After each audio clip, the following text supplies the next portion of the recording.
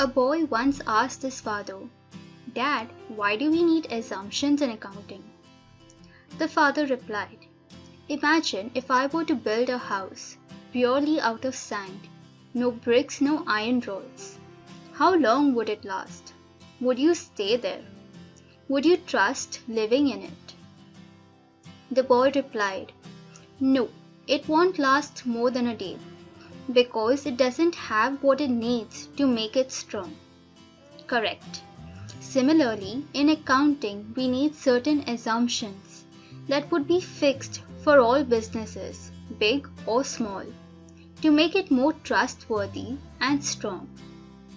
Come, let's have a look at each assumption one by one. The first, the business entity concept. Here, entity means existence or being. This concept assumes that the business and the owner, or the person who manages it, is separate from each other. Why should we assume the business to be separate from the owner? Well, imagine if you give yourself a cycle. How would you pass the journal entry for it? Can you debit as well as credit yourself? No, right?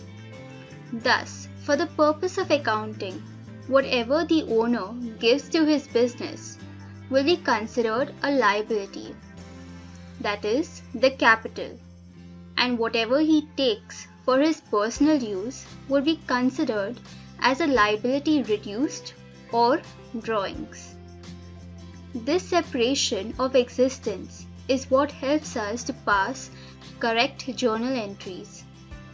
Remember, every entry or transaction should be made from the business point of view. That is my business benefiting or losing something? Is my business the receiver or the giver? And so on. The second assumption would be the going concern concept.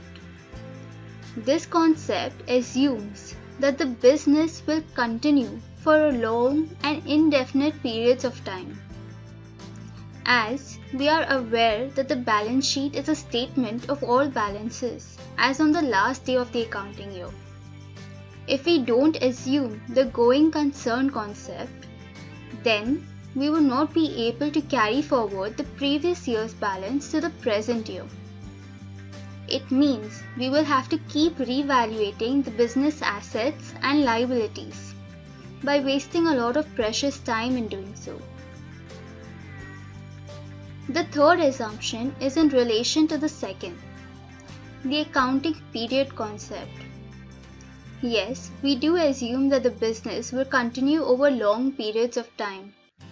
But due to various factors like inflation and change of time will affect the business balances and accounting every year. Thus, for the purpose of accounting, it would be better if we consider the accounting period as a period of 1 year. That is, either the financial year, 1st April to 31st March, or the calendar year, that is 1st January to 31st December. The fourth assumption, the money measurement concept. If you were to ask me, how much is my business worth? Which answer would you prefer? The first answer, my business has 6 chickens, 2 horses, 1,982,000 strands of grass and 1 tractor. Or answer number 2, my business is worth 3 lakhs. The second answer would be more preferable because it is in terms of money rather than quantities. Thus, for the purpose of accounting, we need to use a common measure. That is, everything should be valued in terms of money. The fifth assumption, the accrual concept of accounting. This concept assumes that both cash transaction as well as credit transactions should be accounted for.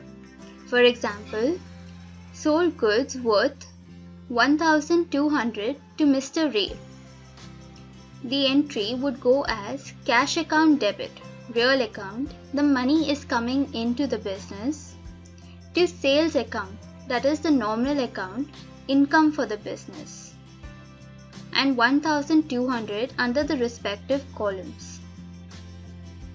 If the same transaction had to be on credit basis, the entry would go as Mr. Ray account debit, personal account, debit the receiver, also creating a trade debtor, to sales account, which is a nominal account, and 1200 under the respective columns. Later, when Mr. Ray pays, the entry would be cash account debit, real account, money is coming in, to Mr. Ray account, writing off or reducing the trade debtor. Well, if you see sales on credit transaction, though there is an additional step, the end result is the same. When Mr. Ray was debited in the first and credited in the second, we can cancel him out, making the entry as cash to sales, right? This only proves that accounting should be done on accrual basis, as it tells us whether the cash is received or paid, or if there is an obligation to receive or pay. If Mr. Ray had not paid us in this year, his balance would be carried on to the next year in the balance sheet.